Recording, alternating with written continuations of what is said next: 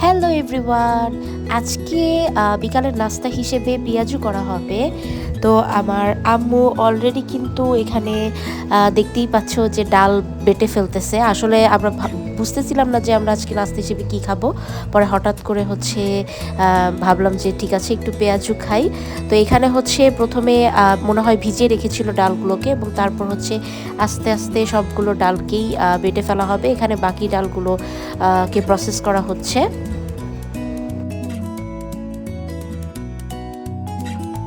বিকালের নাস্তায় ভাজা পোড়া সবারই ভালো লাগে, আর সাথে যদি একটু চা থাকে তাহলে তো কথাই নেই।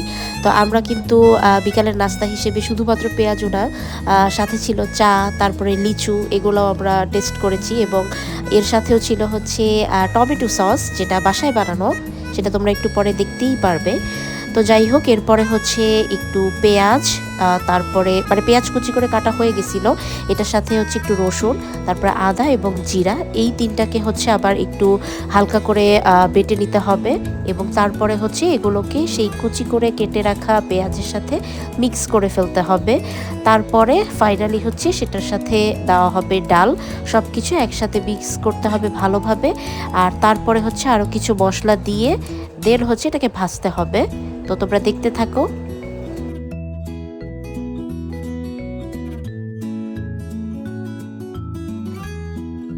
এই তো সেই কেটে রাখা যেই পেঁয়াজগুলো ছিল, পেঁয়াজ কুচির সাথে বাটা মশলা, সেটা দেয়া হচ্ছে।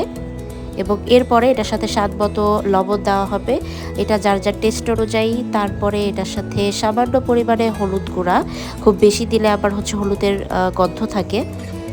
তারপরে একটু সামান্য গরম মশলা দিতে হবে, এটা টেস্ট বাড়াবে।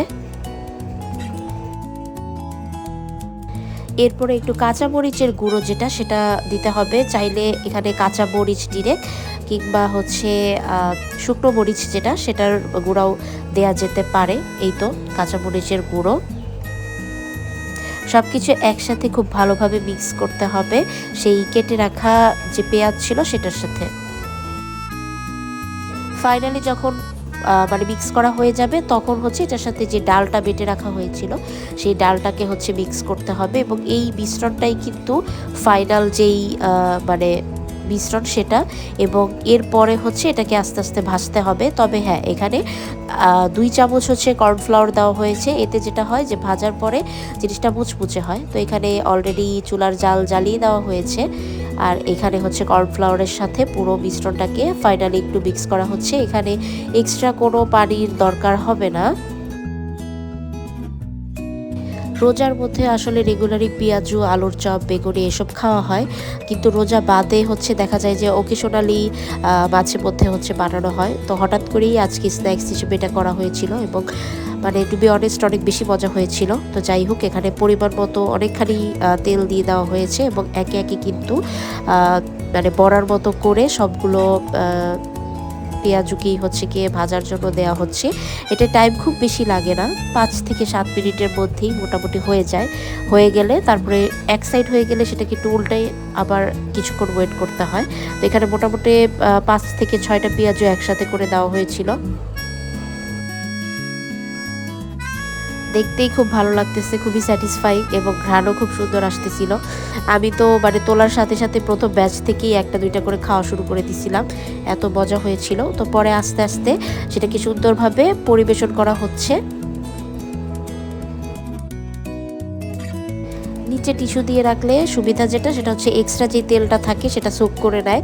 আর ওই যে ওই পাশে দেখতে পাচ্ছ টমেটো সস, এটা কিন্তু বাসায় বানানো। তো দুইটার কম্বিনেশন খুবই ভালো ছিল। আর আমি চায়ের ক্লিপটা নিতে পারি নাই। এই তো সবাই একটা একটা করে নেওয়া শুরু করেছে। টু বি অনেস্ট অনেক বেশি মজা হয়েছিল, এবং আমরা মনে হয় এক একজন 6-7টা করে খেয়ে ফেলছিলাম। তো ঠিক আছে, টাটা।